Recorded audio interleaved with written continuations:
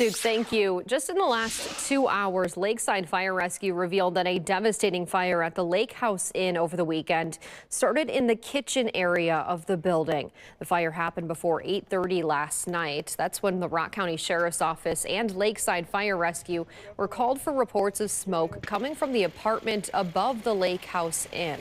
The two first responders were dealing with minor injuries from electrical shock after they found an exterior air conditioning unit that became energized.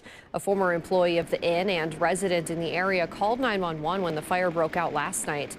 He says there are many memories created in that more than 180-year-old building.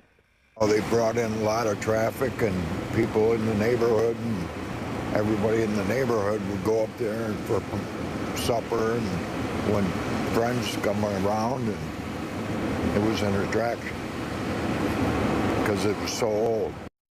Officials said the building did not have automatic fire sprinklers because of its age.